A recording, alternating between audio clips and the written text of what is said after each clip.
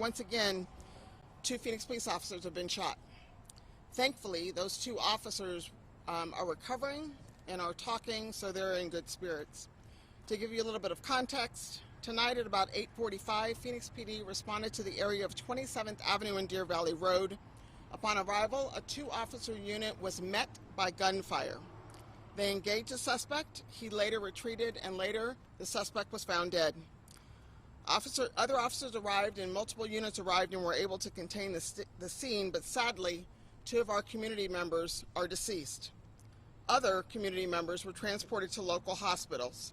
As was previously mentioned, the 2 officers who were immediately responding to the scene are in good spirits, and they will recover from their injuries.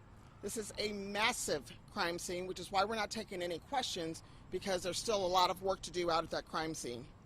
But once again, this is another example of gun violence in our community. It's another example of gun violence in our country, which is why the Phoenix Police Department is focused on identifying, arresting, and bringing to justice those individuals who commit gun violence.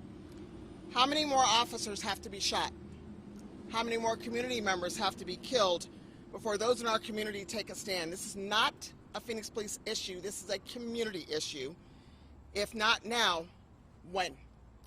So as was previously mentioned, we don't have a lot of information. We do know that our officers are recovering. We will have the PIOs and detectives on scene later for you all to respond to and answer any questions that you all may have. 2 quick questions. You mentioned other community members were transported to the hospital. Can you say how many people? So I don't know the number, so we're going to wait for the PIOs to respond to you all. As I said before, this is a massive crime scene. Last question.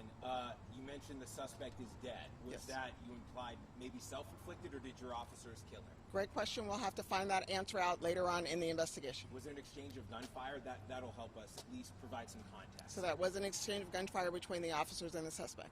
Thank you. Thank you all.